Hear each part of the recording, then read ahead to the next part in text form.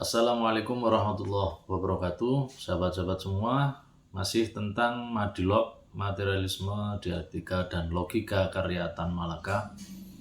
Tan Malaka ini adalah salah satu tokoh besar Indonesia yang banyak memberikan ide-ide atau pikiran-pikiran. Dia memberikan ide tentang kemerdekaan, kemudian dia berbicara tentang filsafat, dia berbicara tentang ideologi. Dan di buku Madilog ini ada satu bab yang menurut saya sangat menarik, yaitu logika mistika.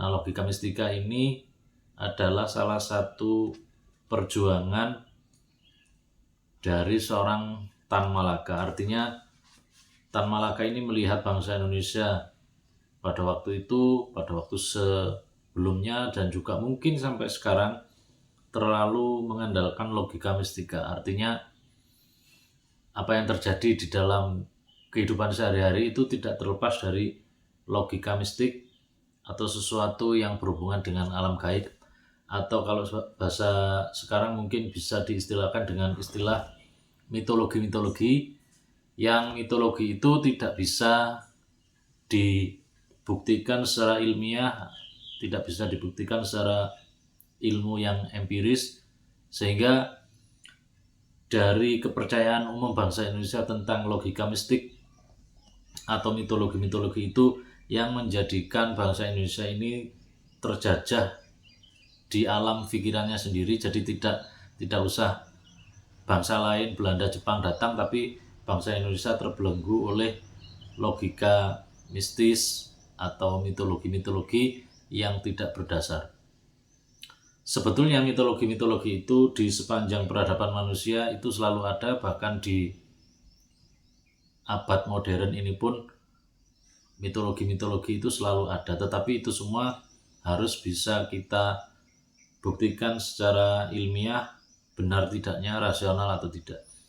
Jadi logika mistik ini banyak sekali ya. Jadi contohnya adalah kalau di Yunani dulu, di mitologi Yunani, kalau terjadi hujan itu berarti Dewa Thor itu sedang baik-baik saja. Tetapi ketika dia mengalami satu kemarau, mengalami paceklik, itu mereka beranggapan bahwa Dewa Thor ini palunya sedang direbut oleh seorang raksasa, dan ketika nanti hujan turun, maka Dewa Thor itu berhasil merebut kembali palunya.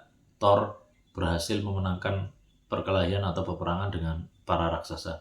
Nah, mitologi-mitologi seperti itu sangat tidak rasional, dan akhirnya terbukti dengan sains, ilmu pengetahuan dan teknologi, bahwa hujan dan tidak hujan itu adalah peristiwa alam, peristiwa menguapnya air kemudian menjadi awan, lalu kemudian dia menjadi air hujan yang menyirami bumi. Jadi itu satu mitologi-mitologi yang membuat manusia terkungkung di dalam pikirannya sendiri, dan sebuah bangsa kalau terlalu mengandalkan mitologi-mitologi seperti itu, maka bangsa itu tidak akan maju. Oleh karena itu, Tan Malaka mengajak kita untuk beralih atau bertransformasi dari logika mistis ke dunia pemikiran, yaitu dunia filsafat, kemudian bertransformasi lagi ke namanya ilmu pengetahuan dan teknologi atau sains. Nah, teman-teman silakan memberi contoh-contoh logika atau mitologi-mitologi yang banyak sekali di kehidupan kita, di orang Nusantara, orang Jawa, dan di berbagai sendi-sendi kehidupan kita. Contohnya banyak sekali ya, tetapi sebetulnya ada beberapa mitologi-mitologi yang bisa kita pakai karena itu mengandung unsur pendidikan misalnya. Jadi kalau ada anak kecil tidak menghabiskan makanan, orang tuanya biasa mengatakan, kamu harus menghabiskan makanan ini, sebab kalau kamu tidak menghabiskan makanan ini, nanti nasinya ini nangis. Itu kan sebetulnya tidak rasional. atau termasuk mitologi, tapi itu bisa dipakai karena di dalam mitologi itu mengandung pembelajaran atau pendidikan supaya anak tidak boros terhadap makanan, tidak membuang makanan secara sia-sia, tidak membuat mubazir makanan. Nah, banyak sekali mitologi-mitologi yang sebetulnya tidak bisa dibuktikan secara ilmiah dan tidak masuk akal. Artinya, misalnya kalau ada orang sakit, orang dulu kalau ada orang sakit dia tidak sembuh-sembuh, ke tabib, ke dokter, ke dukun, maka klaim yang biasa dipakai oleh masyarakat kita adalah orang ini kena santet, orang ini kena guna-guna. Jadi mudah sekali menisbatkan atau menghubungkan dengan sesuatu yang gaib yang tidak berdasar. Memang unsur gaib itu ada, unsur energi-energi liar itu ada dan dia berinteraksi dengan manusia, tetapi itu harus bisa dibuktikan. Jika tidak bisa dibuktikan, maka klaim itu akan menjadi pikiran atau ide-ide liar. Jadi salah satu contoh saja, waktu itu adik saya itu waktu kecil bermain di sungai. Lalu setelah bermain di sungai mungkin hujan-hujanan atau mandi terlalu lama, beberapa hari kemudian adik saya itu sakit panas. Lalu oleh tetangga saya bilang kepada bapak saya, oh ini adik saya ini ketempelan. Jadi semacam kerasukan oleh energi gaib, entah itu jin atau apa, sehingga menyebabkan adik saya ini sakit panas.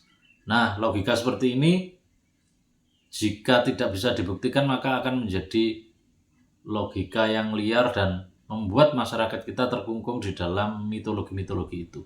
Sekali lagi, kalau dalam pandangan saya, Tan Malaka tidak anti terhadap hal-hal yang bersifat kasat mata, tetapi beliau ingin mendobrak itu semua agar kehidupan kita ini tidak melulu dikaitkan dengan hal-hal gaib yang bersifat mitologi-mitologi yang tidak bisa dibuktikan secara ilmiah. Nah, oleh karena itu buku ini sangat bagus sekali, jadi untuk merekonstruksi pikiran kita agar kita bisa menjadi bangsa yang maju. Bagaimana negara-negara besar, negara-negara di luar Indonesia itu bisa sangat maju tanpa harus terikat dengan mitologi-mitologi seperti itu. Demikian ya teman-teman sekalian, mudah-mudahan memberikan kita masukan dalam pikiran kita, dan saya kira buku ini bagus sekali untuk kita koleksi ya. Terima kasih. Assalamualaikum warahmatullahi wabarakatuh.